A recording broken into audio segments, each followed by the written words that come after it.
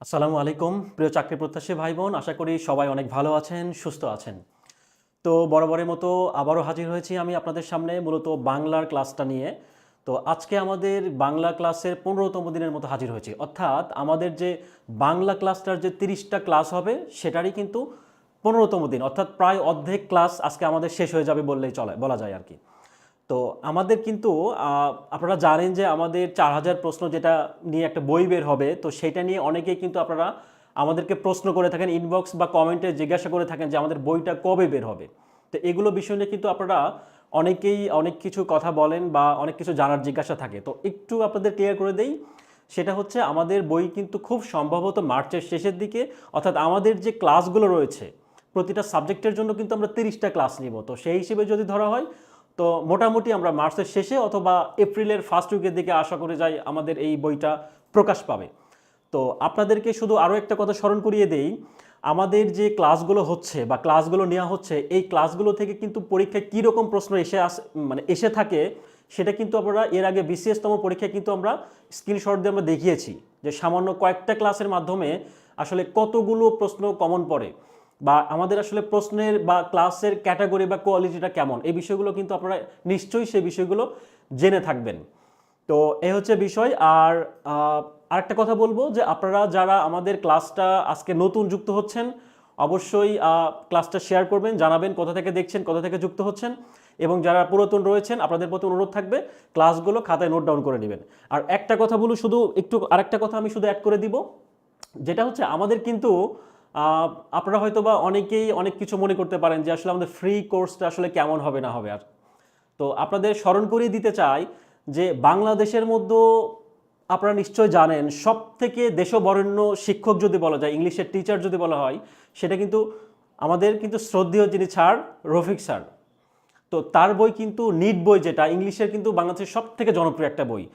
তো সেই শ্রদ্ধেয় দেশবরেণ্য এইরকম শিক্ষকদের কাছ থেকে কিন্তু আপনি কি বলবো, আসলে বই প্রকাশ হওয়ার আগে কিন্তু আপনি বইটা পেয়ে যাচ্ছেন, বা আমাদের যে ক্লাসগুলো নিচ্ছি সেই ক্লাসের যেই পিডিএফগুলো সেগুলো কিন্তু আমাদের বই প্রকাশ হওয়ার আগেই কিন্তু আপনি স্যারের এই ক্লাস বলি বা নোট বলি বা পিডিএফগুলো সবগুলো কিন্তু আপনারা পেয়ে যাচ্ছেন।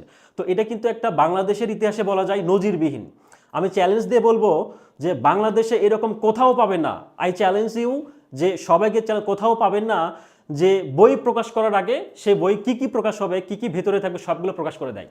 শুধুমাত্র আমাদের এই প্ল্যাটফর্ম থেকে আমাদের 4টা সাবজেক্টের যেই বিষয়গুলো রয়েছে সেগুলো কিন্তু বই প্রকাশ হওয়ার আগেই আমরা এগুলো আপনাদের সামনে পাবলিকলি প্রচার করছি। তো এইটা বলার একটাই উদ্দেশ্য, যাতে করে আপনারা ভালো প্রস্তুতি নিতে পারেন, আপনাদের জন্য যেন চাকরির পরীক্ষার জন্য এগিয়ে থাকতে পারেন। তো এই কথা শুধু আমি এটাই বলতে চাচ্ছি যে আমাদের নিট বই যতটা জনপ্রিয় আপনারা সবাই নিশ্চয় জানেন, বাংলাদেশের যারা চাকরি প্রার্থী এমন কেউ নেই যে তারা আসলে নিট বই সম্পর্কে জানেন না।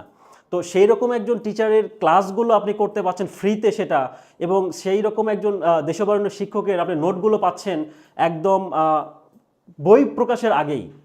এটা আপনি চিন্তা করতে পারেন। শুধু এইটাই বলবো যে আপনাদের সামনে যেই সুযোগটা আছে এই সুযোগটাকে কাজে লাগান, এবং আপনাদের জন্য সবার শুভকামনা থাকবে যাতে করে আপনারা ভালো একটা প্রস্তুতি নিতে পারেন।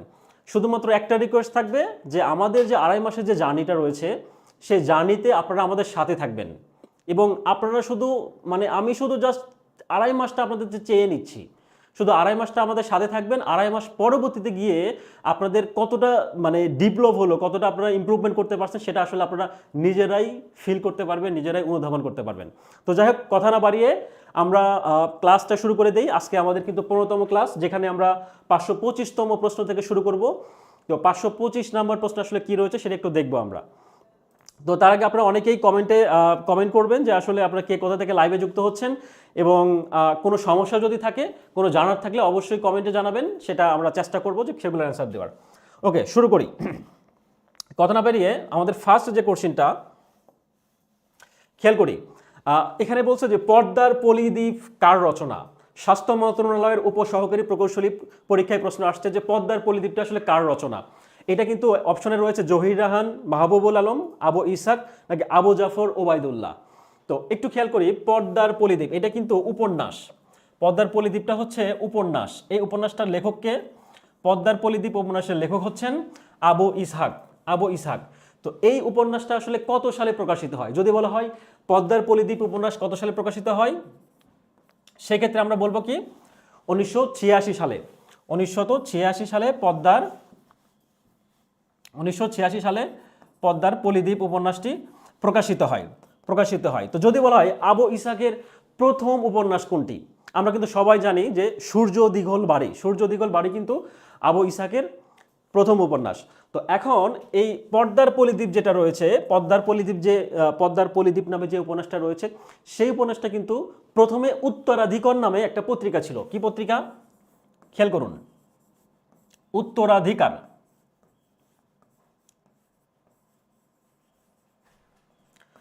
উত্তরাধিকার পত্রিকা কিন্তু সেটা প্রথম প্রকাশ হয়। উত্তরাধিকার পত্রিকায় প্রকাশিত হয় কি পদ্মার পলিদ্বীপ উপন্যাসটি। কিন্তু এর মধ্যে একটু কথা আছে। কথা হচ্ছে কি, এইটা আসলে পদ্মার পলিদ্বীপ এই নামে প্রকাশিত না হয়ে মুখর মাটি নামে ধারাবাহিকভাবে উত্তরাধিকার পত্রিকায় প্রকাশিত হয় আবু ইসহাকের এই উপন্যাসটি। আচ্ছা, তো এখন এই উপন্যাসের উপজীব্য বিষয়টা আসলে কি?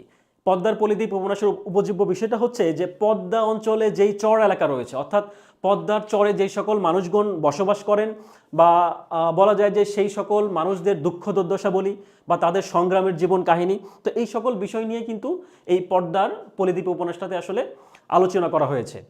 তো ওকে, তো এখন আমরা খেয়াল করব নেক্সট প্রশ্ন বা কি রয়েছে, পরবর্তী প্রশ্ন। আচ্ছা, কোনটি চলিত ভাষায় নিজস্ব বিশেষ বৈশিষ্ট্য? চলিত ভাষার বৈশিষ্ট্য।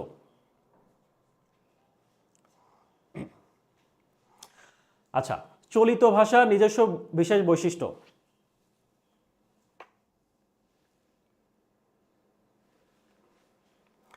তো চলিত ভাষার বৈশিষ্ট্যের ক্ষেত্রে তৎসম শব্দের বহুলতা, তদ্ভব শব্দের বহুলতা, প্রাচীনতা, অমার্জিততা। তো খেয়াল করি এখানে কিন্তু আমরা জানি যে সাধু এবং যে চলিত ভাষা রয়েছে, এই চলিত ভাষার একটা বৈশিষ্ট্য হচ্ছে কি তদ্ভব শব্দের বহুলতা। তো প্রায়ই কিন্তু আমাদের প্রশ্ন আসতে দেখা যায় যে সাধু এবং চলিত ভাষার যে পার্থক্য বা যে বৈশিষ্ট্যগুলো রয়েছে, সেই বৈশিষ্ট্যগুলো থেকে কিন্তু পরীক্ষায় প্রশ্ন আসে বা প্রশ্ন এসে থাকে। খেয়াল করি আরও কয়েকটা বৈশিষ্ট্যের কথা যদি বলি। চলিত ভাষা, প্রথম জানলাম চলিত ভাষা হচ্ছে তদ্ভব শব্দবহুল। তো চলিত ভাষার দুইটি রূপ রয়েছে, একটা হচ্ছে লেখ্যরূপ আর একটা হচ্ছে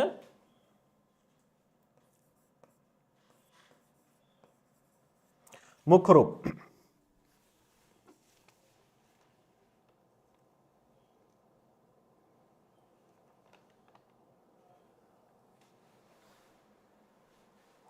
আচ্ছা, দুইটি, একটা হচ্ছে লেখ্য বা লৈখিক রূপ আর একটা হচ্ছে কি, একটা হচ্ছে লেখ্য বা লৌকিক আর একটা হচ্ছে মুখ্য বা হচ্ছে কি মৌখিক। খেয়াল করি মৌখিক রূপ, হ্যাঁ মৌখিক, আর একটা হচ্ছে লৌকিক আর একটা হচ্ছে একটা, অর্থাৎ আমরা মুখে যেটা বলি সেটা মৌখিক আর একটা হচ্ছে কি লৈখিক, অর্থাৎ যেটা আমরা লিখি এটা। আর বৈশিষ্ট্যের ভিতরে যদি জানি, চলিত ভাষা কি বলা হয়, নাটকের সংলাপের জন্য উপযোগী। নাটক এবং বক্তৃতার জন্য হচ্ছে উপযোগী কোনটা? চলিত ভাষা। নাটক এবং বক্তৃতার জন্য উপযোগী হচ্ছে চলিত ভাষা। তো নাটক এবং বক্তৃতার জন্য উপযোগী চলিত ভাষা জানলাম। আর একটা হচ্ছে কি, এটা হচ্ছে সংক্ষিপ্ত। চলিত ভাষা হচ্ছে সংক্ষিপ্ত এবং সহজবোধ্য। সংক্ষিপ্ত, সহজবোধ্য এবং কি, এটা হচ্ছে কৃত্রিমতা বর্জিত। কৃত্রিমতা বর্জিত। আচ্ছা, তাহলে আমরা কিন্তু কয়েকটা বিষয় খেয়াল করলাম। সাধু ভাষার মধ্যে কয়েকটা বৈশিষ্ট্য আমরা জানলাম, যেটা কি, এটা হচ্ছে চলিত ভাষার ক্ষেত্রে তদ্ভব শব্দবহুল, আর সাধু ভাষার ক্ষেত্রে কি জানি, তৎসম শব্দবহুল, আর চলিত ভাষার ক্ষেত্রে তদ্ভব শব্দবহুল। তো যাই হোক, এখানে কয়েকটা প্রশ্ন, কয়েকটা বৈশিষ্ট্য দেওয়া রয়েছে, লৌকিক, মৌখিক, আর একটা হচ্ছে কি সংক্ষিপ্ত, সহজবোধ্য বা কৃত্রিমতা বর্জিত, অর্থাৎ কৃত্রিমতাটা নেই, সংক্ষিপ্ত এবং সহজবোধ্য। আচ্ছা, এবং নাটকের সংলাপ এবং বক্তৃতার উপযোগী। খেয়াল করি পরবর্তী প্রশ্ন একটু খেয়াল করি। বুক তার বাংলাদেশের হৃদয় কাব্যগ্রন্থের রচয়িতাকে? বুক তার বাংলাদেশের হৃদয় কাব্যগ্রন্থের রচয়িতা, তো এইটার রচয়িতা হচ্ছে সৈয়দ শামসুল হক, শামসুর রহমান, নাকি হাসান হাফিজুর রহমান, আহসান হাবিব? এটা কিন্তু আমরা সবাই জানি, খুব কমন একটা প্রশ্ন, যে বুক তার বাংলাদেশের হৃদয়, এটা লিখেছেন হচ্ছে শামসুর রহমান। অর্থাৎ কি নাগরিক কবি বলা হয় শামসুর রহমানকে, প্রধান নাগরিক কবি শামসুর রহমানের একটা বিখ্যাত কাব্যগ্রন্থের নাম হচ্ছে বুক তার বাংলাদেশের হৃদয়। তো এই কাব্যগ্রন্থটা কত সালে প্রকাশিত হয়? 1988 সালে প্রকাশিত হয় বুক তার বাংলাদেশের হৃদয় কাব্যগ্রন্থটা। তো এখন শামসুর রহমান সম্পর্কে যদি আমরা একটু তথ্য জানি, শামসুর রহমানের জন্ম কত সালে? শামসুর রহমানের জন্ম হচ্ছে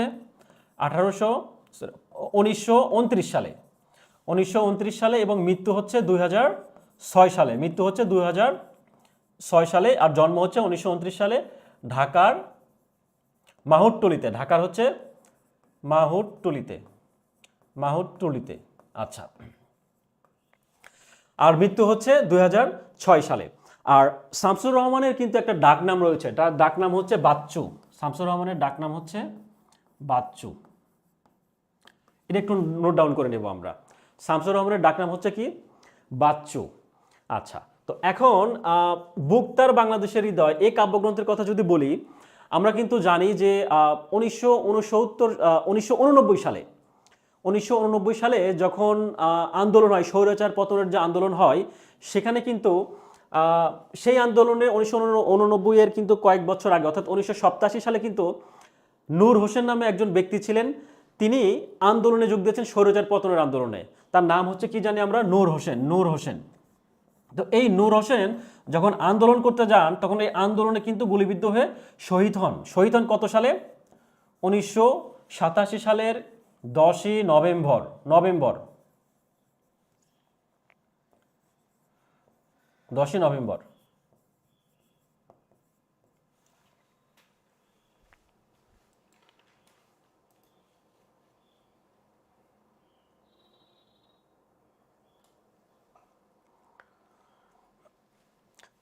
1987 সালের 10ই নভেম্বর কি হয়? নূর হোসেন শহীদ হন। তো এই নূর হোসেনের শরীরে বা পিঠে বলি বা সামনে বলি তার একটা লেখা ছিল। সেই লেখাটা আপনারা নিশ্চয় জানেন যে স্বৈরাচার নিপাত যাক, গণতন্ত্র মুক্তি পাক। তার বুকে লেখা ছিল স্বৈরাচার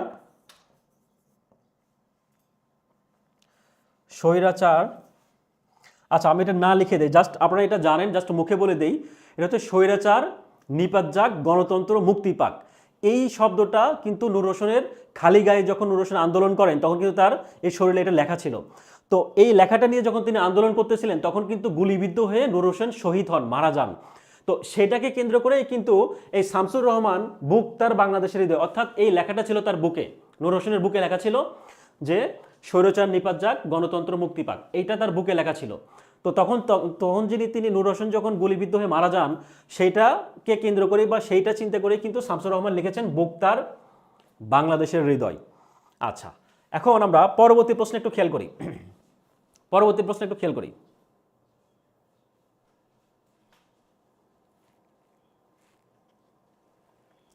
যারা আপনারা জানেন অবশ্যই কমেন্ট করবেন, যারা জানেন অবশ্যই কমেন্টে জানাবেন। আচ্ছা, ধ্বনি সম্পর্কে নিচের কোন বাক্যটি সঠিক নয়? ধ্বনি সম্পর্কে কোন বাক্যটি আসলে সঠিক নয়? সঠিক বলছে এটা না, সঠিক নয় কোনটা, এটা একটু খেয়াল করব। এটা হচ্ছে কি, আমরা জানি কি ধ্বনি মানে কি? ধ্বনি হচ্ছে আমরা যখন কোনো কিছু উচ্চারণ করি বা কথা বলি, বা আমি যে এখন কথা বলছি, তো এটাও কিন্তু এক ধরনের ধ্বনি। তো এই কথাটাই যখন আমি ইংরেজিতে লিখবো বা বাংলায় লিখবো বা বর্ণ আকারে লিখবো, সেটা কি? সাপোজ কথা আমি মুখে উচ্চারণ করি, সেটা হচ্ছে কি? ধ্বনি। আর সেটা যখন আমি লিখবো বর্ণ আকারে বা শব্দ আকারে, সেটা হচ্ছে কি? বর্ণ বা শব্দ। তো এখানে বলছে ধ্বনি সম্পর্কে নিচের কোন বাক্যটি সঠিক নয়? ভুল। তার মানে কি? ধ্বনি হচ্ছে দৃশ্যমান। ধ্বনি কি দেখা যায়? ধ্বনি কখনো দেখা যায় না। বর্ণ দেখা যায়, বর্ণ হচ্ছে দৃশ্যমান, বর্ণ দৃশ্যমান। আমরা যদি বলি ক, খ, গ, ঘ, এগুলো কি? বর্ণ। এগুলো বর্ণ কি? আমরা দেখতে পাচ্ছি না, এগুলো বর্ণ কিন্তু দৃশ্যমান। বাট আমরা যে ধ্বনি, আমরা যদি মুখে উচ্চারণ করি যে ক, খ, এগুলো কি দেখা যাচ্ছে? না, এগুলো হচ্ছে কি? উচ্চারণগত দিক থেকে আমরা এগুলো বুঝতে পারবো, বা এগুলো হচ্ছে কি? এগুলো হচ্ছে উচ্চারণ ভিত্তিক, আর ওইটা হচ্ছে কি? দৃশ্যমান, অর্থাৎ লেখনের মাধ্যমে প্রকাশ করা হয়। আচ্ছা, পরবর্তী প্রশ্ন একটু খেয়াল করি। এখানে একটা উক্তি রয়েছে যেটা কিনা চর্যাপদের একটা বিখ্যাত উক্তি, এবং এটা কিন্তু প্রায় পরীক্ষা আসতে দেখা যায়, যদিও হয়তো বা আমাদের উক্তি সম্পর্কে অনেক ডিপলি প্রশ্ন হচ্ছে ইদানিং দেখা যায় পরীক্ষাগুলোতে। তো এই প্রশ্নটা একটু খেয়াল করি। আলী এ বাট রুদ্দেলা তা দেখে কান্ন বিমলা ভইলা। তো এইটার আসলে কার লেখা বা এটা কত নম্বর পদের, এটা হচ্ছে একটা পদ, চর্যাপদের কত নম্বর পদ বা এটা আসলে কি বোঝাচ্ছে। তো এটা যদি আমরা চিন্তা করি, খেয়াল করি। আচ্ছা, সুজন বলেছেন ধ্বনি পরিবর্তনের ধ্বনি বর্ণের উচ্চারণকৃত রূপ। আচ্ছা জি হ্যাঁ। তো এখন আমরা এটার অ্যান্সারটা আসলে কি, এটার অ্যান্সার হচ্ছে কান্নপা। কান্নপা এখানে বলছে কি, আলী এ বাট রুদেলা রুদ্ধেলা তা দেখি কান্ন বিমলা ভৈলা কার রচনা। এখন প্রশ্ন হচ্ছে এইটা কিন্তু খুব একটা ক্রিটিক্যাল একটা এবং খুব কঠিন একটা বিষয় বা কঠিন একটা বাক্য, এটা আমরা মনে রাখবো কিভাবে। তো একটু খেয়াল করি, এখানে কিন্তু এই শব্দের ভিতরে বাক্যের ভিতরে কিন্তু এক জায়গায় কার্ণ উল্লেখ করা আছে। তাহলে আমরা যদি সহজভাবে মনে রাখতে চাই এই বাক্যের ভিতরে এক জায়গায় কার্ণ লেখা আছে, তাহলে এটা কি, এটা হচ্ছে কান্নপার উক্তি। এটা হচ্ছে কান্নপার উক্তি। কান্নপার উক্তি এটা হচ্ছে মনে রাখার একটা সহজ মাধ্যম বললাম। আর এটার অর্থ যদি বলা হয়, এটার অর্থ যদি বলা হয়, এখানে বলা হয়েছে আলোতে, এটার বাংলা অর্থ হচ্ছে আলোতে কালোতে, আলোতে কালোতে পথ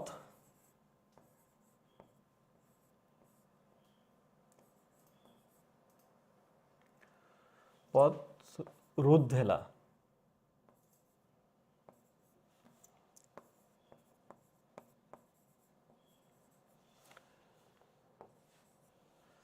তা দেখে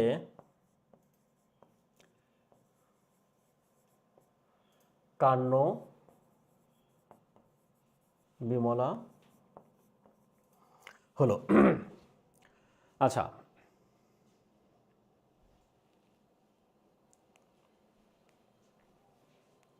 আচ্ছা আলোতে কালোতে পথ, এটা হচ্ছে রুদ, এটা রুদলো, রুদলো, হ্যাঁ রুদলো। আলোতে আলোতে কালোতে, এটা হচ্ছে কালো, আলোতে কালোতে পথ রুদলো তা দেখে কান্ন বিমলা হলো। এইটার বাংলা হচ্ছে বা এটার অর্থটা হচ্ছে এইটা, পুরো বাক্যটা হচ্ছে এইটা। তো এখন এটা সম্পর্কে আমরা জানলাম যে আলোতে কালোতে পথ রুদলো, রুদলো তা দেখে কান্ন বিমলা হলো। তো এইটা আসলে চর্যাপদের সপ্তম নাম্বার পদ। কত পদ আমরা জানি যে চর্যাপদের, এটা হচ্ছে চর্যার 7 নাম্বার পদ, চর্যার 7 নাম্বার পদ বা সপ্তম পদ। সপ্তম পদ কে রচনা করেছেন? কান্নপা। কান্নপা। নেক্সট খেয়াল করি, যিনি ভালো ব্যাকরণ জানেন তাকে আমরা কি বলবো? যিনি ব্যাকরণ ভালো জানেন তাকে আমরা কি বলবো? বৈয়াকরণ। বৈয়াকরণ। পরবর্তী 497 প্রশ্ন কি বলা হয়েছে? 497 প্রশ্নে বলা হয়েছে যে ও কোন ধরনের স্বরধ্বনি। আমরা কিন্তু স্বরধ্বনি সম্পর্কে এর আগে বিভিন্ন প্রশ্ন কিন্তু সমাধান করে আসছে। তো খেয়াল করি, এখানে বলা হয়েছে ও কোন ধরনের স্বরধ্বনি, তার অ্যান্সার কি কি হবে? অপশন কি কি রয়েছে? যৌগিক স্বরধ্বনি, তালব্য স্বরধ্বনি, মিলিত স্বরধ্বনি নাকি কোনটি নয়। খেয়াল করি, ও কিন্তু যৌগিক স্বরধ্বনি। তো যদি বলা হয় যৌগিক স্বরধ্বনির সংখ্যা কয়টি, তাহলে কি হবে? 2টি। যৌগিক স্বরধ্বনির সংখ্যা কয়টি? 2টি। কি কি? ও এবং ওই। ও এবং ওই। তো ওকে যদি করা হয়, ভাঙানো হয়, তাহলে কি হবে? স্বরেয় এবং ও। আর ওইকে যদি ভাঙানো হয় তাহলে কি পাওয়া যাবে? স্বরেয় এবং রস্বই। আর যদি বলা হয় যে যৌগিক স্বরধ্বনির সংখ্যা আমরা জানলাম 2টি, বাট যদি বলা হয় যে মৌলিক স্বরধ্বনির সংখ্যা কয়টি, যদি বলা হয় মৌলিক স্বরধ্বনির সংখ্যা কয়টি, তো মৌলিক স্বরধ্বনির সংখ্যা কিন্তু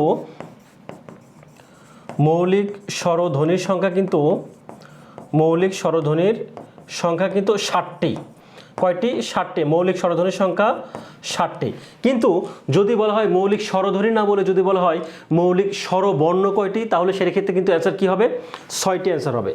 মৌলিক স্বরবর্ণ কয়টি? মৌলিক স্বরবর্ণ কিন্তু 6টি। মৌলিক স্বরবর্ণ 6টি। তো আমরা যদি সামারি করি তাহলে কি হবে? তো যৌগিক স্বরধ্বনি হচ্ছে 2টি। তো 2টির মধ্যে আমরা জানলাম কি কি? এই 2টি। আর মৌলিক স্বরধ্বনির সংখ্যা আমরা জানলাম 60টি। আর মৌলিক স্বরবর্ণের কথা যদি বলা হয় তাহলে সেক্ষেত্রে কি হবে? 6টি হবে। পরবর্তী প্রশ্ন খেয়াল করি যে চন্দ্রাবতী আসলে কি? চন্দ্রাবতী 38তম বিশেষে একটা কোশ্চেন ছিল যে চন্দ্রাবতী কি? চন্দ্রাবতী নামে কিন্তু 2টা বিষয় রয়েছে। একটা হচ্ছে যে চন্দ্রাবতী একজন লেখকের নাম, আর আরেকটা হচ্ছে চন্দ্রাবতী নামে একটা কাব্য রয়েছে যেটা কিনা মহাকাব্য। তো এইটা আসলে কার? একটু খেয়াল করি। প্রশ্নে আসছে যে চন্দ্রাবতী কি? অপশনে হচ্ছে নাটক, কাব্য, পদাবলী আর হচ্ছে কি পালাগান। তো এখানে অ্যান্সার হচ্ছে চন্দ্রাবতী হচ্ছে কাব্য, এটা হচ্ছে চন্দ্রাবতী মহাকাব্য। এই চন্দ্রাবতী মহাকাব্যটা আসলে কে লিখেছেন? লিখেছেন আরাকান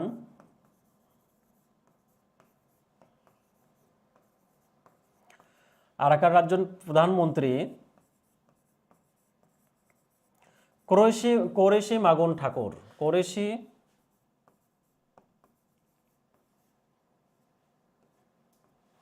কোরেশি মাগন ঠাকুর তিনি কি করেছেন? এই হচ্ছে কি চন্দ্রাবতী মহাকাব্যটি তিনি রচনা করেছেন। তো এই মহাকাব্যটি রচনা করেছেন কে? আরাকানের প্রধানমন্ত্রী হচ্ছে কে ছিলেন? কোরেশি মাগন ঠাকুর। তো এই কোরেশি মাগন ঠাকুরের অনুরোধে বা এই কোরেশি মাগন ঠাকুরের পৃষ্ঠপোষকতায় কি হয়েছিল? আলাওল রচনা করেছিলেন কোনটি? তার পৃষ্ঠপোষকতায় আলাওল রচনা করেছিলেন হচ্ছে পদ্মাবতী। আলাওল রচনা করেন হচ্ছে পদ্মাবতী কাব্য। তাহলে আমরা দুইটা বিষয় জানলাম। একটা হচ্ছে আরাকান রাজ্যের প্রধানমন্ত্রী কোরেশি মাগন ঠাকুরের মহাকাব্য হচ্ছে কোনটি? চন্দ্রাবতী। এবং তারই পৃষ্ঠপোষকতায় কিন্তু আলাওল রচনা করেছিলেন কোনটি? পদ্মাবতী কাব্য। আর চন্দ্রাবতীটা কে ছিলেন? চন্দ্রাবতী ছিলেন মধ্যযুগের প্রথম বাংলা ভাষার কি কবি। মধ্যযুগে বাংলা ভাষার প্রথম, এটা যদি লিখে দেই, যদি বলা হয় বাংলা ভাষার প্রথম মধ্যযুগের মহিলা কবি সেটা কে ছিলেন? তার নাম কিন্তু চন্দ্রাবতী।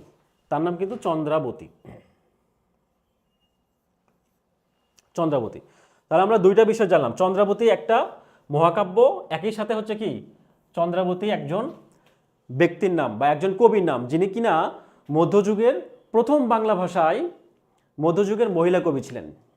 বাংলা ভাষার প্রথম মধ্যযুগের মহিলা কবির নাম হচ্ছে কি? চন্দ্রাবতী। ওকে, নেক্সট প্রশ্ন খেয়াল করি। বাঞ্ছনীয় শব্দের যুক্তবর্ণের সঠিক রূপ কোনটি? স্বরাষ্ট্র মন্ত্রণালয়ের কারিগরি শিক্ষক 2005। আচ্ছা, হাসি মধু বলেছেন মধ্যযুগের প্রথম মহিলা কবি, এক্স্যাক্টলি তাই। ইমরান হাসান বলেছেন, অ্যান্সার দিয়েছেন। আর কে আর সুজন বলেছেন দ্বিজ বংশীদাসের মেয়ে চন্দ্রাবতী, একদম রাইট। দ্বিজ বংশীদাস ছিলেন কি?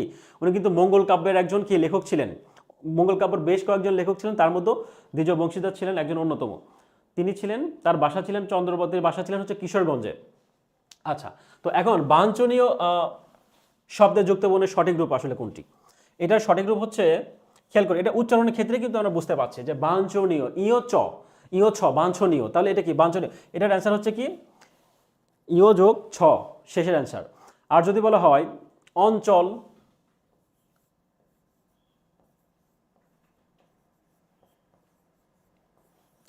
এটা কিন্তু ইয় যোগ চ মিলে হচ্ছে অঞ্চল, এর উচ্চারণ অঞ্চলটা আর কি, ইয় যোগ চ মিলে হচ্ছে অঞ্চল। খেয়াল করি, গুলে বকাওয়ালি গ্রন্থের রচয়িতা কে? গুলে বকাওয়ালি গ্রন্থটি কে লিখেছেন?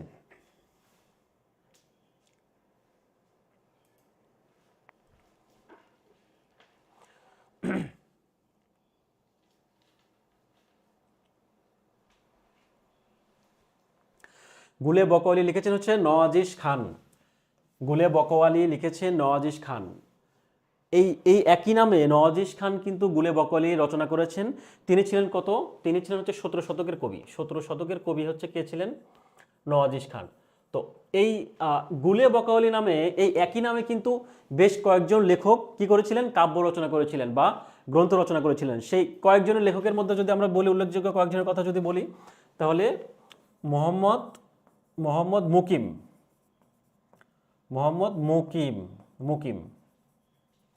তারপর হচ্ছে কি মোহাম্মদ মুকিম।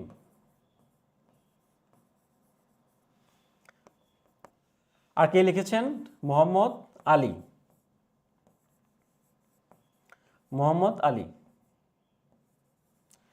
আর আরেকজন বিখ্যাত লেখক রয়েছেন, ওনার নাম হচ্ছে উমাচরণ মিত্র। তো উমাচরণ মিত্র, অর্থাৎ এই গুলে বকাওয়ালি গ্রন্থের রচয়িতা কিন্তু আমরা জানি নওয়াজিশ খান। ইনি হচ্ছে প্রথম রচনা করেছিলেন এই রচনাটা, প্রথম রচনা করেছিলেন এই বইটা বা এই গ্রন্থটা। 17 শতকের কবি ছিলেন তিনি, 17 শতকের কবি ছিলেন। তো এইটা যদি অপশনে না থাকে তাহলে কোনটা হবে? এই তিনটার যে কোনো একটা থাকবে, হয় মোহাম্মদ মুকিম, মোহাম্মদ আলী অথবা উমাচরণ মিত্র।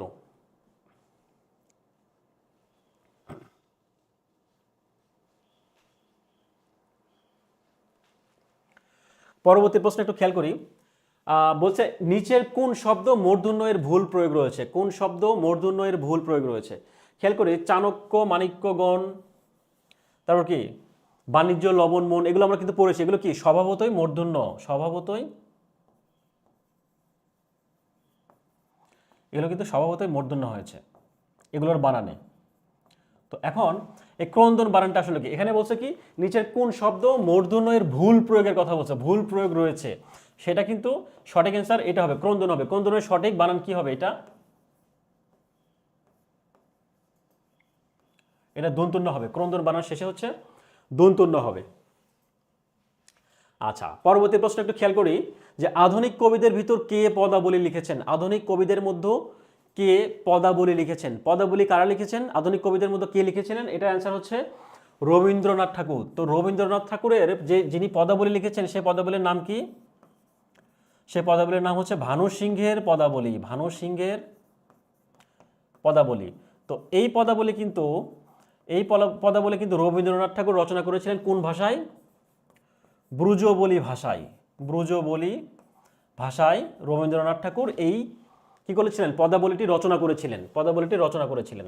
তো এই ব্রজবলি ভাষাটা আসলে কিভাবে তৈরি হয়েছে? এটা হচ্ছে বাংলা এবং মৈথিলি ভাষার, বাংলা যোগ মৈথিলি ভাষা, এই দুইটা ভাষার সংমিশ্রণে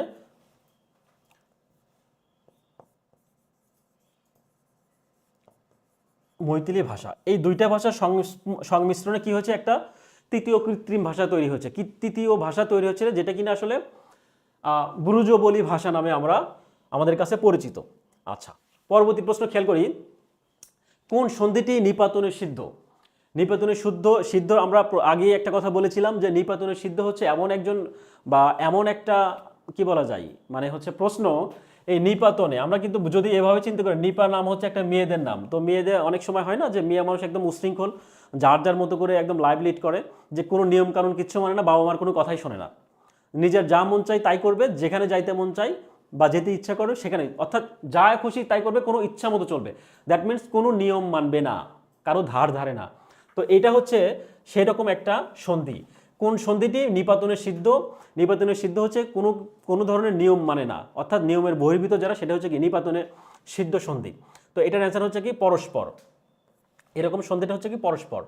তো এখানে নিপাটা বললাম এই কারণে যে অনেক সময় অনেক ব্যক্তি, সেটা ছেলে হোক বা মেয়ে হোক, তারা কিন্তু নিয়ম মানে না। তো যেহেতু নিপাতনে লেখা রয়েছে তো সেই জায়গা থেকে আমি এই কথাটা বললাম। তো যাই হোক, তো এইরকম আরও কিছু শব্দ রয়েছে। যদি বলি বনস্পতি, বনস্পতি, বা যদি বলা হয় আশ্চর্য, তো এগুলো কিন্তু আশ্চর্য, এগুলো কিন্তু নিপাতনে সিদ্ধ সন্ধির উদাহরণ। আর নিপাতনে সিদ্ধ সন্ধি যেগুলো রয়েছে এগুলো কিন্তু কোনো ধরনের নিয়ম মানবে না। এগুলো জাস্ট বই দেখবেন, বই খুলবেন, বই দেখবেন অনেকগুলো উদাহরণ দেওয়া রয়েছে, ওই উদাহরণগুলো বারবার রিডিং করবেন। এখান থেকে কিন্তু যদি আসে ওই রিডিংয়ের ভেতর থেকে পরীক্ষায় আসবে, কারণ এগুলো কোনো ধরনের নিয়ম মানে না। আচ্ছা, এটাকে যদি আমরা ভাঙাই তাহলে কি হবে? বন যোগ পতি, বন যোগ পতি, বনস্পতি। আর এটাকে যদি ভাঙানো হয় তাহলে কি হবে? সরেয়া যোগ চার্য, আশ্চর্য। আর পর যোগ পর, সেটা হচ্ছে কি হবে? পরস্পর। ওকে, অর্ধচন্দ্র কথাটার অর্থ কি? সবাই জানে, খুব কমন একটা প্রশ্ন। অর্ধচন্দ্র মানে হচ্ছে গলা ধাক্কা দেওয়া, গলা ধাক্কা দেয়া, গলা ধাক্কা দেয়া। পরবর্তী প্রশ্ন খেয়াল করি, বাংলা কথ্য ভাষার আদি গ্রন্থ কোনটি? বাংলা কিন্তু কথ্য ভাষা রয়েছে, সেটার আদি গ্রন্থের নাম কি? খুবই গুরুত্বপূর্ণ একটা প্রশ্ন। যারা জানেন অবশ্যই কমেন্টে অ্যান্সার দেওয়ার চেষ্টা করবেন। পাশাপাশি এই রিলেটেড আর যদি কোনো প্রশ্ন যদি জানার থাকে সেটাও চাইলে দিতে পারেন।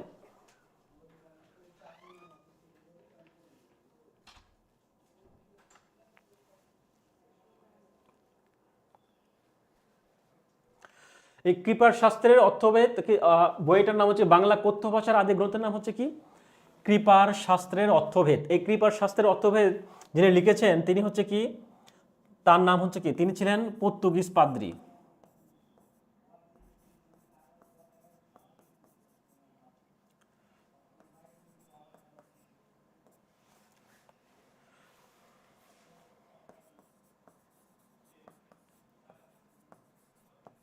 তার নাম হচ্ছে মানুয়েল দা আস শাম্পু সাউ। তার নাম হচ্ছে কি, পর্তুগিজ পাদ্রীর নাম হচ্ছে মানুয়েল দা আস শাম্পু সাউ। তো এই মানুয়েল দা আস শাম্পু সাউ নামে যে ব্যক্তিটি ছিলেন, উনি কিন্তু কি করেছেন, কৃপার শাস্ত্রের অর্থভেদ তিনি কৃপার শাস্ত্রের অর্থভেদ নামে গ্রন্থটি রচনা করেছেন। তো এই গ্রন্থটি যিনি রচনা করেছেন সেটা আসলে এটা প্রকাশ হয় কোথা থেকে, এটা প্রকাশিত হয়েছিল কোথায়, এটা প্রকাশিত হয়েছিল হচ্ছে পর্তুগালের রাজধানী হচ্ছে লিসবন। পর্তুগালের রাজধানী এই লিসবন শহর থেকে, এটা লিসবন শহর থেকে প্রকাশিত হয়েছিল। লিসবন শহর থেকে যে প্রকাশিত হয়েছিল, এইটা প্রকাশিত হওয়ার সময় আচ্ছা, অনেকে কমেন্ট করছেন কৃপার শাস্ত্রের অর্থভেদ, ওকে। তো লিসবন শহর থেকে যে রাজধানী, পর্তুগালের রাজধানী লিসবন শহর থেকে যে প্রকাশিত, সেটা কোন ভাষায় লেখা হয়েছিল, রোমান ভাষায়। রোমান ভাষায় কি হয়েছিল, প্রকাশিত হয়েছিল, রোমান ভাষায় প্রকাশিত হয়েছিল। রোমান ভাষায় প্রকাশিত হয় কত সালে, এটা হচ্ছে 1743 সালে। 1743 সালে। তাহলে কয়েকটা বিষয় খেয়াল করি। পর্তুগিজ পাদ্রী মানুয়েল দা আস শাম্পু সাউ, তিনি কি করেছিলেন, কৃপার শাস্ত্রের অর্থভেদ নামক যে গ্রন্থটা রয়েছে সেটা তিনি কি করেছিলেন, তৈরি করেছিলেন। তো পর্তুগালের রাজধানী লিসবন শহর থেকে রোমান ভাষায় 1743 সালে কি হয়, এটা প্রকাশিত হয়। 1743 সালে এটা প্রকাশিত হয়। তো 1735 সালে গাজীপুরের ভাওয়ালগড়ে, অর্থাৎ 1735 সালে গাজীপুরের ভাওয়ালগড়ে ওখানে অবস্থান করার সময় কি হয়েছিল, লেখক বলেছেন যে 1735 সালে গাজীপুরের ভাওয়ালগড়ের অবস্থানকালে লেখক এই গ্রন্থটা যখন লেখেন, তখন তিনি এই ভূমিকায় কিন্তু এই বিষয়টা উল্লেখ করেছিলেন, ভূমিকায়।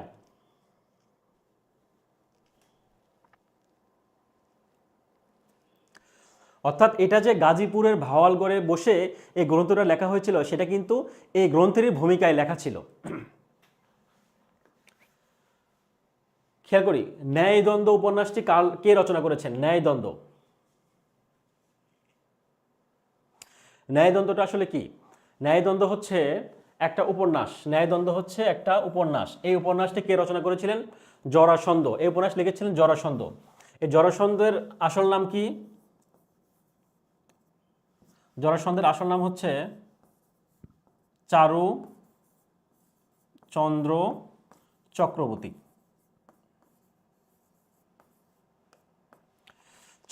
চারুচন্দ্র চক্রবর্তী ছিলেন, চারুচন্দ্র চক্রবর্তী জরাসন্ধের আসল নাম। তো তিনি কি করেছিলেন, ন্যায়দ্বন্দ্ব উপন্যাসটি রচনা করেছিলেন। তো এরকম আরো গুরুত্বপূর্ণ যদি উপন্যাসের কথা বলা হয় চারুচন্দ্র চক্রবর্তীর, সেটা হচ্ছে লৌহ কপাট। লৌহ কপাট, লৌহ অর্থাৎ লোহার তৈরি যে কপাট, সেটার কথা বলা হয়েছে, লৌহ কপাট। আর একটা হচ্ছে উত্তরাধিকার। অর্থাৎ জরাসন্ধের যে গুরুত্বপূর্ণ উপন্যাস, এখানে ন্যায়দ্বন্দ্ব, এই ন্যায়দ্বন্দ্ব ছাড়াও লৌহ কপাট এবং উত্তরাধিকার,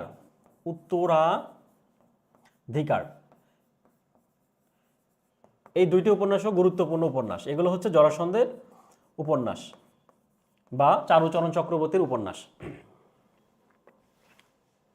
হরতাল কোন ভাষা থেকে আগত, হিমালয়ের আবৃত হিমু বলেছেন চারুচন্দ্র চক্রবর্তী, বানানটা আপনি ভুল লিখেছেন, এটা সঠিক করে নেবেন, হচ্ছে চক্রবর্তী। হ্যাঁ, আচ্ছা। আব্দুল্লাহ বলেছেন ন্যায়দ্বন্দ্ব উপন্যাস জরাসন্ধের লেখা। আচ্ছা,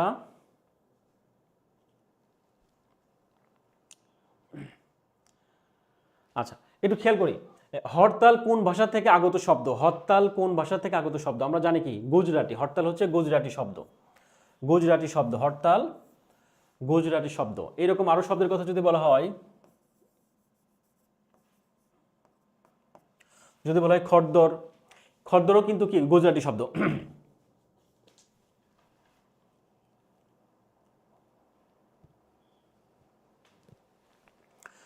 খদ্দর, খাদি এগুলো সবই হচ্ছে গুজরাটি শব্দ। খদ্দর, খাদি সবই গুজরাটি শব্দ।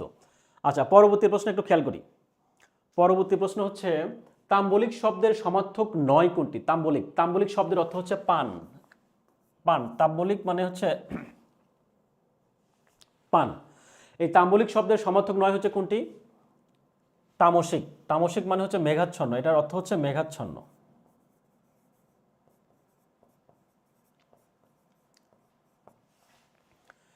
মেঘাচ্ছন্ন, তামসিক শব্দের অর্থ হচ্ছে মেঘাচ্ছন্ন। আর তাম্বলিক মানে হচ্ছে পান। এখানে বলছে সমার্থক নয় কোনটি? সমার্থক নয়, তার কারণে এখানে তামসিক হচ্ছে মেঘাচ্ছন্ন, অর্থাৎ সমার্থক নয়। এখানে পান ব্যবসায়ী বলতে পানের সাথে রিলেটেড পণ্যকারও হচ্ছে পানের সাথে রিলেটেড। আর বারোই অর্থ হচ্ছে কি? যারা পানের ব্যবসা করে, অর্থাৎ কি যারা পানের ব্যবসা করে বা এই টাইপের মানুষদের বারোই বলা হয়। খেয়াল করি, ব্যক্তপ্রেম ও গুপ্তপ্রেম এই দুইটি কবিতা রবীন্দ্রনাথের কোন কাব্যের অন্তর্গত? ব্যক্তপ্রেম এবং গুপ্তপ্রেম এই দুইটি হচ্ছে রবীন্দ্রনাথ ঠাকুরের মানসী কবিতা, মানসী কাব্যের কবিতা। মানসী, এই মানসী কাব্যগ্রন্থটা 1890 সালে 1890 সালে প্রকাশিত হয়। অর্থাৎ কাজী নজরুল ইসলাম জন্মগ্রহণ করারও 9 বছর আগে কি হয়? মানসী পত্রিকা, মানসী কাব্যগ্রন্থটা প্রকাশিত হয়। আমরা জানি কাজী নজরুল ইসলাম জন্ম কত সালে? 1899 সালে। আর এটা প্রকাশিত হয় হচ্ছে 1890 সালে। তাহলে কি ব্যক্তপ্রেম এবং গুপ্তপ্রেম হচ্ছে মানসী কাব্যগ্রন্থের, এটা হচ্ছে কাব্যগ্রন্থ, মানসী কাব্যগ্রন্থের কবিতা। আরও যদি কিছু গুরুত্বপূর্ণ কবিতার কথা বলি তাহলে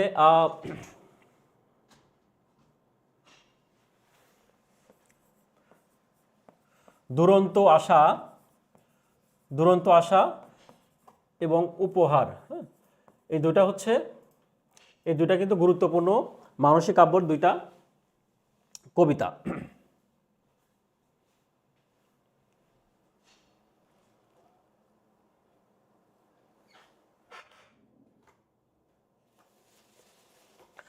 আমি শব্দটি কোন লিঙ্গ? পুরুষ লিঙ্গ, স্ত্রীলিঙ্গ, উভয় লিঙ্গ, নাকি আসলে ক্লীব লিঙ্গ? আমরা কিন্তু সবাই জানি ক্লীব লিঙ্গ হচ্ছে কি জড়বস্তু, আর উভয় লিঙ্গ সেটা হচ্ছে কি কমন। এটা হচ্ছে আমি মানে কি? আমি বলতে এখানে কি বোঝাচ্ছে? ছেলে বা মেয়ে যে কেউ কিন্তু আমি বলবে, তাই না? কোনো মেয়ে যদি বলে আমি, ছেলে বলে সেও সেও বলবে আমি, তাই না? তো এখানে আসলে উভয় লিঙ্গ বোঝাচ্ছে।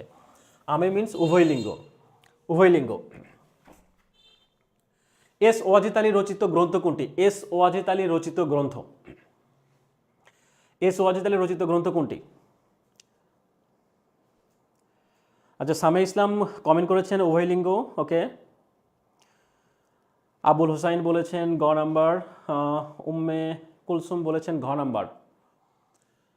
এস ওয়াজিদ আলী রচিত গ্রন্থ কোনটি? এস ওয়াজিদ আলী রচিত গ্রন্থ কোনটি? ভবিষ্যতের বাঙালি, আত্মঘাতী বাঙালি, বাংলার ব্রত কথা, নাকি বাঙালির নৃতাত্ত্বিক পরিচয়? চাইলে যারা জানেন চাইলে কমেন্ট করতে পারেন।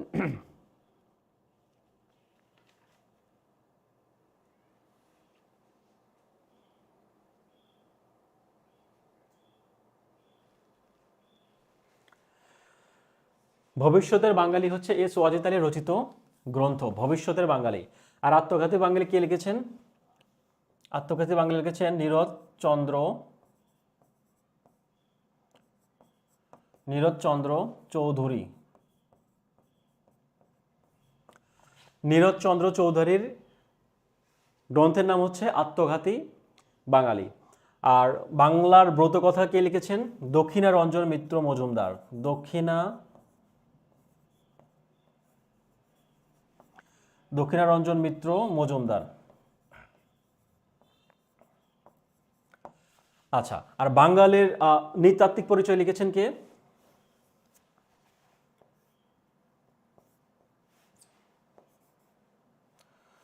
অজয় রায়, অজয় রায়।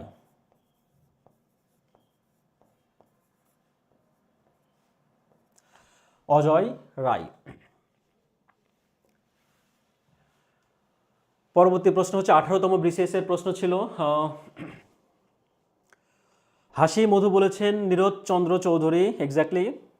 ওকে, আব্দুল্লাহ কমেন্ট করেছেন ভবিষ্যতের বাঙালি। হ্যাঁ, আমরা পরবর্তী প্রশ্ন একটু খেয়াল করি। বচন শব্দের অর্থ কিন্তু খুব কমন একটা প্রশ্ন, যদিও বিশেষ পরীক্ষার মতো বিশেষের মতো পরীক্ষায় আসছে।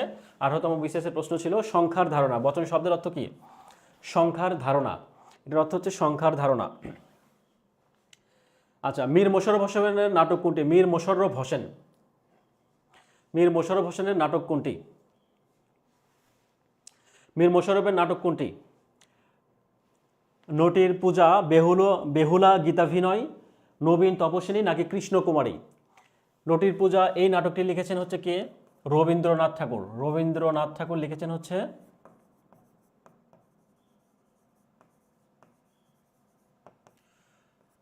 কাব্যগ্রন্থ।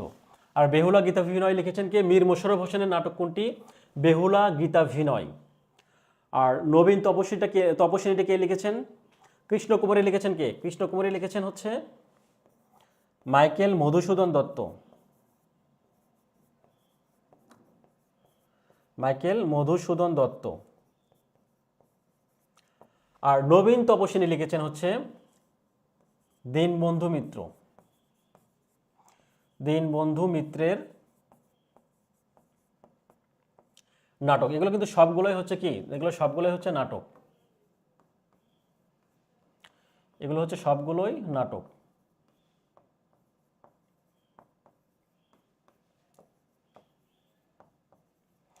আচ্ছা, আমরা কয়েকটা প্রশ্ন সম্পর্কে কিন্তু জানলাম। মাইকেল মধুসূদন দত্তের কৃষ্ণকুমারী, রবীন্দ্রনাথের হচ্ছে কি নটির পূজা, বেহুলা গীতাভিনয় লিখেছেন মীর মোশাররফ হোসেন, এবং নবীন তপস্বিনী যেটা ছিল সেটা লিখেছেন হচ্ছে দীনবন্ধু মিত্রের নাটক। জন্মান্ধ কোন সমাস? জন্মান্ধ, খেয়াল করি 18তম শিক্ষক নিবন্ধনের একটা প্রশ্ন ছিল জন্মান্ধ কোন সমাস। সমাসের প্রশ্ন কিন্তু প্রায় পরীক্ষায় আসে। সমাসের প্রশ্নটা প্রায় কিন্তু পরীক্ষায় আসতে দেখা যায়। তো খেয়াল করি এটা লিখেছেন কে? জন্মান্ধ সমাস হচ্ছে যে কোন সমাস? তৎপুরুষ, বহুব্রী, কর্মধারয় নাকি অব্যয়ভাব? যারা জানেন কমেন্ট করবেন, কমেন্ট করতে পারেন।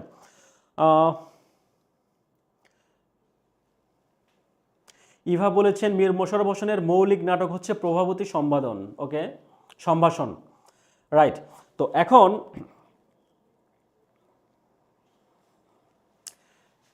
যারা জানেন একটু কমেন্ট করবেন, ঠিক আছে? একটু কমেন্ট করবেন, যারা জানেন অবশ্যই কমেন্ট করে জানাতে পারেন।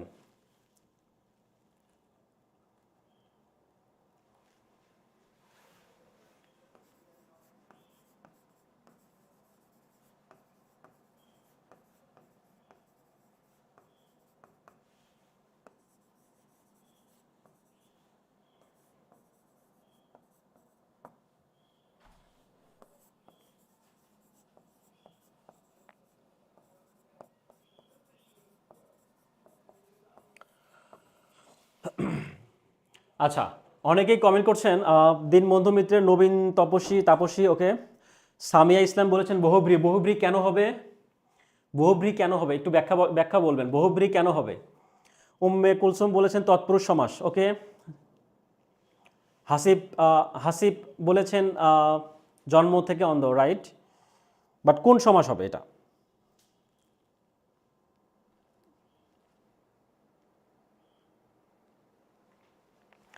আচ্ছা, খেয়াল করি, এটা একটু খেয়াল করি। আমি কিন্তু এখানে কিন্তু অলরেডি ব্যাখ্যাটা দিয়ে দিচ্ছি। আপনারা যারা ব্যাখ্যাটা পড়েছেন অবশ্যই পারবেন, অবশ্যই কিন্তু জানেন। খেয়াল করুন, এখানে বলছে কি ব্যাস বাক্য পঞ্চম বিভক্তি থাকবে, কিন্তু কি হবে? সমস্ত পদটা কি হবে? সমস্ত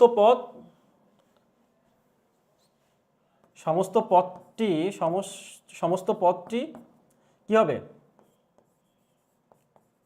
লোপ পাবে।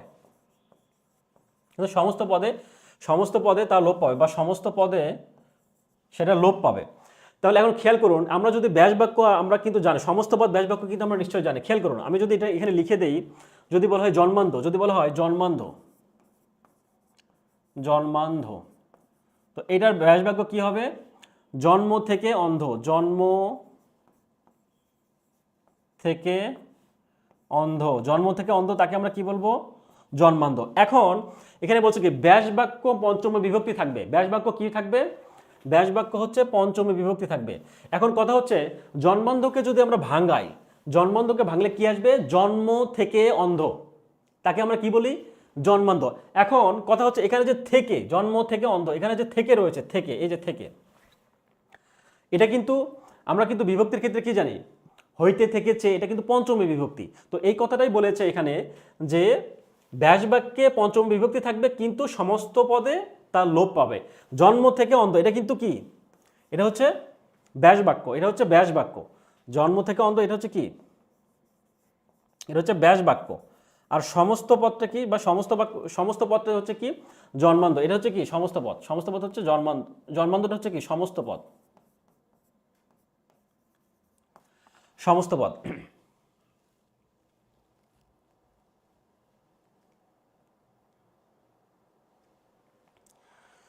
তো এখন কথা হচ্ছে যে এখানে তৎপুরুষ সমাস, তৎপুরুষ সমাস, তাহলে এটা কি অ্যান্সার জানবো আমরা, এটা তৎপুরুষে পঞ্চমী তৎপুরুষ সমাস।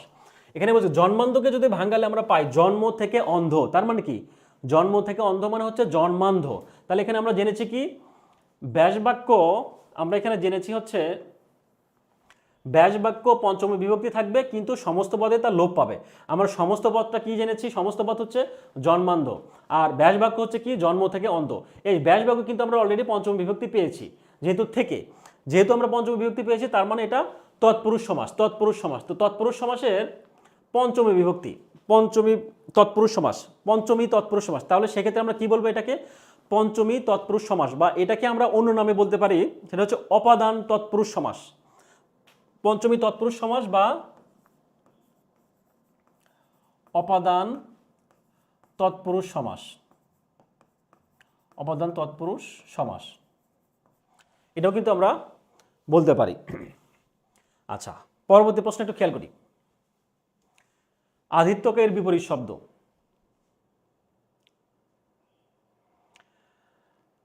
আদিত্যকা এর বিপরীত শব্দ, আদিত্যকের বিপরীত শব্দ হচ্ছে উপত্যকা, আদিত্যকা এর বিপরীত শব্দ হচ্ছে উপত্যকা।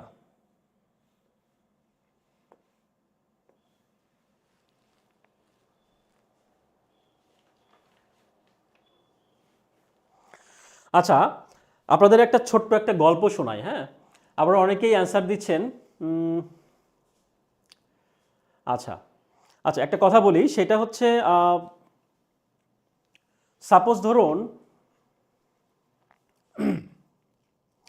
চিত্রা নামে একজন মেয়ে, হ্যাঁ খেয়াল করি, চিত্রা নামে একটা মেয়ের নাম হচ্ছে চিত্রা। সাপোজ সাপোজ আপনি নিজেকে কল্পনা করতে পারেন চিত্রা হিসেবে, নিজেকে আপনি চিত্রা হিসেবে কল্পনা করতে পারেন। চিত্রা নামে একটা মেয়ে রয়েছে।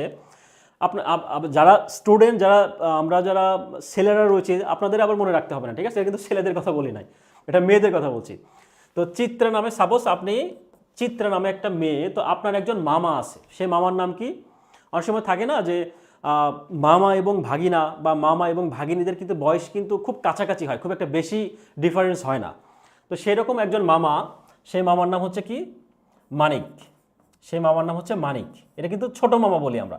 অনেক সময় হয় না যে ভাগিনা বা ভাগিনী মামার সাথে খুব বয়সের তারতম্য থাকে না, কারণ তাকে আমরা কি ছোট মামা বলি, বা ছোট বয়সে সে অনেক ছোট, তাকে আমরা ছোট মামা বলতে পারি, তাই না।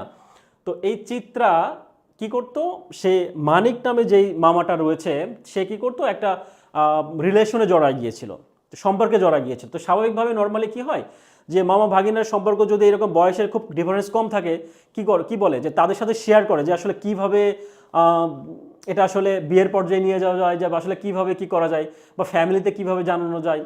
বিয়ের সময় কিন্তু অনেক সময় ঝামেলা হয়, সেক্ষেত্রে কিন্তু ভাগিনা বা ভাগিনে কি করে, ফ্যামিলিতে তাদের বিয়ে করার একটা ব্যবস্থা করে দেয়। তো এই মানিক নামে যে মামাটা আছে, অর্থাৎ চিত্রার যে মামা মানিক, সে কিন্তু যেই মেয়েটার সাথে সম্পর্ক করতো তার নাম ছিল হচ্ছে অতসী।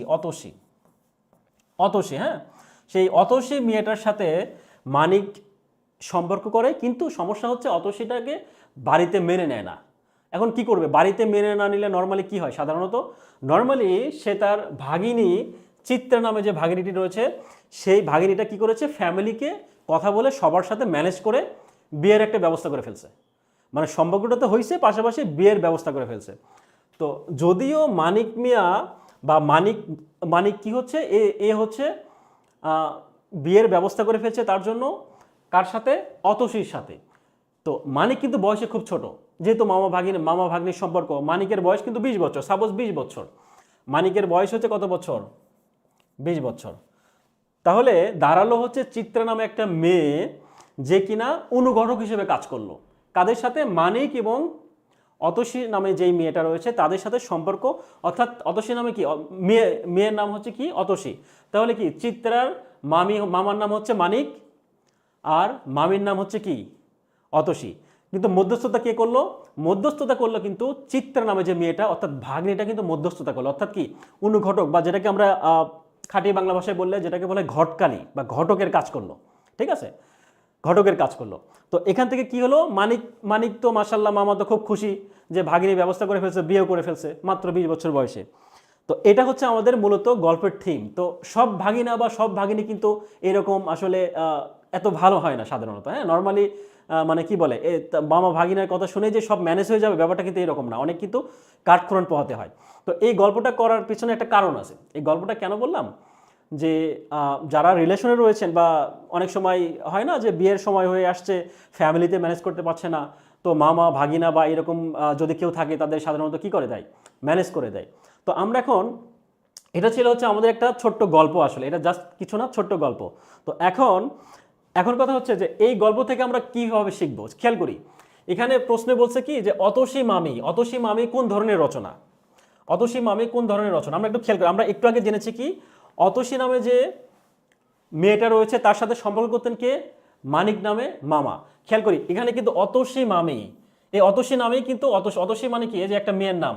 এই গ্রন্থের নাম হচ্ছে কি অতসী মামি। কোন ধরনের গ্রন্থ? অতসী মামি হচ্ছে ছোট গল্প। কেন ছোট গল্প? কারণ চিত্রার মামা ছিল হচ্ছে কে?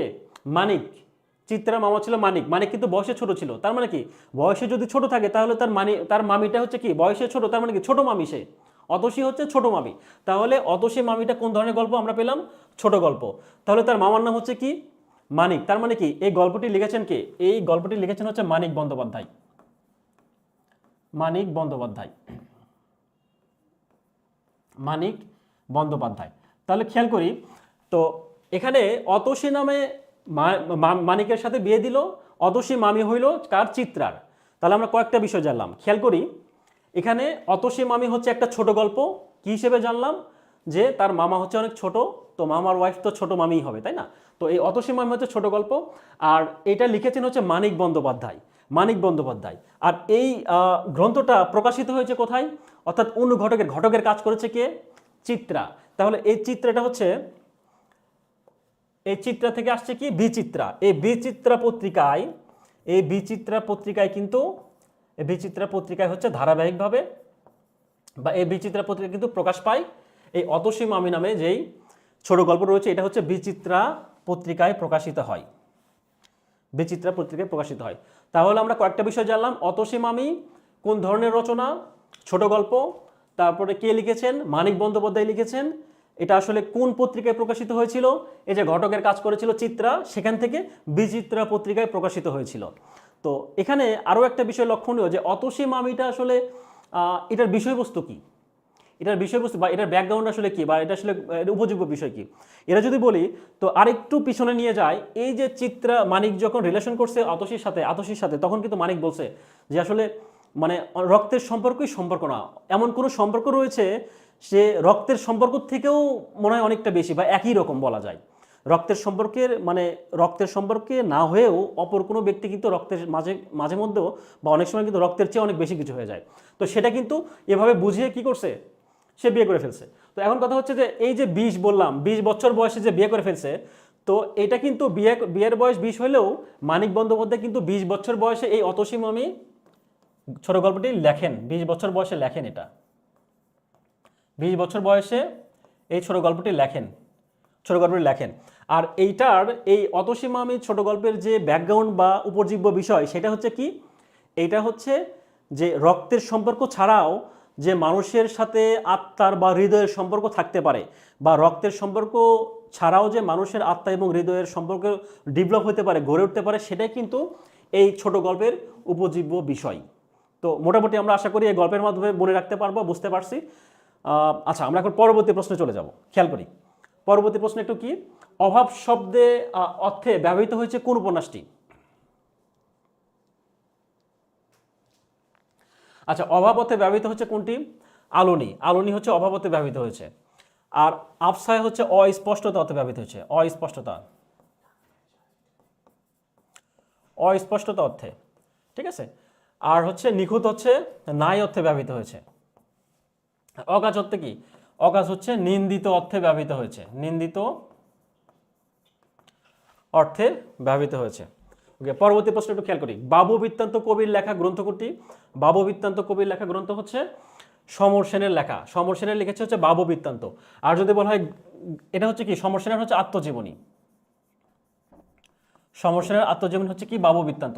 আর যদি বলা হয় গাভী বৃত্তান্ত কে লিখেছেন? যদি বলা হয় গাভী বৃত্তান্ত কে লিখেছেন, এটার অ্যান্সার হচ্ছে কি?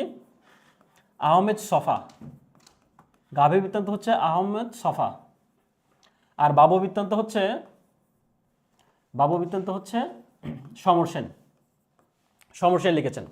সমর সেনকে কিন্তু আধুনিক নাগরিক কবি বলা হয়। সমর সেন হচ্ছে আধুনিক নাগরিক কবি বলা হয়। আর শামসুর রহমানকে কি বলা হয়? শামসুর রহমানকে প্রধান নাগরিক কবি। শামসুর রহমান হচ্ছে প্রধান নাগরিক কবি, আর সমর সেন হচ্ছে কি? শুধু নাগরিক কবি। হ্যাঁ, শুধু নাগরিক কবি বলা হয়, আধুনিক নাগরিক কবি বলা হয়। আচ্ছা, শামসুর রহমানের আত্মজীবনী কথা যদি বলা হয়, কালের ধুলোয় লেখা। কালের ধুলোয় লেখাটা হচ্ছে শামসুর রহমানের আত্মজীবনী। কালের ধুলোয় লেখা, হ্যাঁ, কালের ধুলোয় লেখা। তাহলে আমরা দুইটা জানলাম, একটা হচ্ছে যে সমর সেনের আত্মজীবনী হচ্ছে বাবু বৃত্তান্ত, আর কালের ধুলোয় বা কালের ধুলায় লেখা হচ্ছে শামসুর রহমানের আত্মজীবনী। পরের প্রশ্ন খেয়াল করব। প্রিয়দর্শী ছদ্মনামে লিখেছেন কে? প্রিয়দর্শী ছদ্মনামে লিখেছেন হচ্ছে সৈয়দ মুস্তফা আলী। এখানে আরো কিছু ছদ্মনাম রয়েছে তার, যেমন সত্যপীর, মুসাফির এবং কি ওমর খৈয়াম। ওমর খৈয়াম, এই ছদ্মনামগুলো কিন্তু কে ব্যবহার করেছেন? সৈয়দ মোস্তফা আলী এইসব ছদ্মনামে কিন্তু ব্যবহার করেছেন। পরবর্তী প্রশ্ন খেয়াল করি। ঠক চাচা চরিত্রটি কোন উপন্যাসে? ঠক চাচা চরিত্রটি হচ্ছে আলালের ঘরের দুলাল উপন্যাসে। লিখেছেন কে? প্যারীচাঁদ মিত্র। লিখেছেন হচ্ছে আলালের ঘরের দুলাল, এটা লিখেছেন হচ্ছে প্যারীচাঁদ মিত্রের উপন্যাস। প্যারীচাঁদ মিত্রের উপন্যাস, ঠিক আছে। প্যারীচাঁদ মিত্রের উপন্যাস হচ্ছে আলালের ঘরের দুলাল। তো এই আলালের ঘরের দুলালই একটা চরিত্র হচ্ছে কি? ঠক চাচা। ঠক চাচা, আলালের ঘরের দুলাল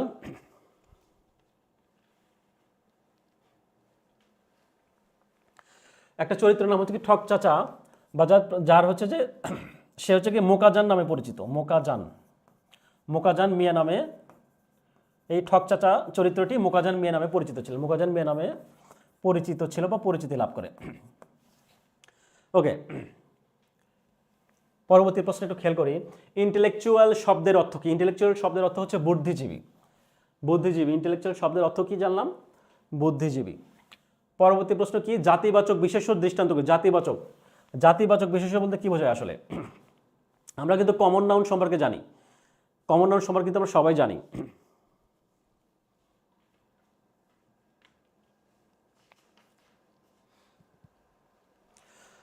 কমন নাউন সম্পর্কে সবাই জানি, অর্থাৎ একই জাতীয় কি প্রাণী বা বস্তুর কি সাধারণ নাম বোঝাবে। একই জাতীয় প্রাণী বা বস্তুর সাধারণ নাম বোঝালে সেটা কি হবে?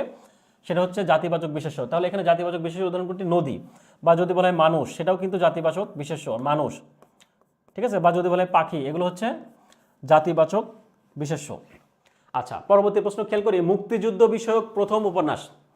মুক্তিযুদ্ধ বিষয়ক প্রথম উপন্যাস কোনটি? রাইফেল রুটি আওরাত। লিখেছেন কে? আনোয়ার পাশা। লিখেছেন হচ্ছে আনোয়ার পাশা। উপন্যাস হচ্ছে রাইফেল রুটি আওরাত। এটা তার প্রথম মুক্তিযুদ্ধ ভিত্তিক প্রথম উপন্যাস। তো এই উপন্যাসটা কিন্তু 1971 সালের এপ্রিল মাসে লেখা শুরু হয়, আর শেষ হয় হচ্ছে 71-এর জুন মাসে। যদিও 1971 সালে জুন মাসে লেখা শেষ হয়, কিন্তু প্রকাশিত হয় হচ্ছে কি মুক্তিযুদ্ধ 2 বছর পর, অর্থাৎ 1973 সালে এই উপন্যাসটি প্রকাশিত হয়। আচ্ছা, পরবর্তী প্রশ্ন খেয়াল করি। বাক্যের ক্রিয়ার সাথে অন্যান্য পদের সম্পর্ক তাকে কি বলে? বাক্যের ক্রিয়ার সাথে অন্যান্য পদের সম্পর্ক তাকে কি বলে? তাকে বলে হচ্ছে কারক। খেয়াল করি, যদি বলা হয় যে আমি ভাত খাই, এখানে খাইটা কি? এখানে খাই হচ্ছে কি ক্রিয়া। এখানে খাই হচ্ছে কি ক্রিয়া। তো তো এই ক্রিয়া কি বলছে, বাক্যের ক্রিয়ার সাথে, তার মানে এই ক্রিয়ার সাথে অর্থাৎ খায়ের সাথে অন্যান্য পদের যে সম্পর্ক, অর্থাৎ এখানে অন্যান্য পদ কি আছে, আমি, ভাত, অন্যান্য পদের যে সম্পর্ক সেটা হচ্ছে কি কারক, সেটা হচ্ছে কি কারক। তাহলে যদি বলা হয় আমি ভাত খাই, তাহলে কে খায়, আমি খাই, তাহলে এটা কি কর্তৃকারক, আমিটা হচ্ছে কর্তৃকারক। আর যদি বলা হয় আমি ভাত খাই, যদি বলা হয় আমি কি খাই, কি খাই, তাহলে অ্যান্সার হচ্ছে কি ভাত খাই, তার মানে এটা কি, এটা হচ্ছে কর্মকারক। আর যদি বলা হয় যে আমি আমি আমি হাত দিয়ে ভাত খাই বা আমি চামচ দিয়ে ভাত খাই, তাহলে কি দিয়ে খাই, চামচ দিয়ে, তাহলে চামচটা কি হবে, চামচটা হচ্ছে করণ কারক, চামচটা হচ্ছে করণ কারক। ওকে, কোনটি শুদ্ধ, সৌজন্যতা, সৌজন্যতা, সৌজন্য নাকি আসলে সৌজন্য, এটা এটা কিন্তু আমরা বুঝতেই পারছি কোনটা সঠিক অ্যান্সার। এই শেষের তাগুলো হবে না, হ্যাঁ, সঠিক অ্যান্সার হচ্ছে সৌজন্য। কোনটি সঠিক অ্যান্সার, সৌজন্য। যাই হোক, তো আশা করি আপনারা আমাদের শেষ পর্যন্ত সাথেই ছিলেন। তো আজকে এই পর্যন্ত থাকবে, ইনশাল্লাহ পরবর্তী ক্লাসে আবারও দেখা হবে। ভালো থাকবেন, সুস্থ থাকবেন। আসসালামু আলাইকুম।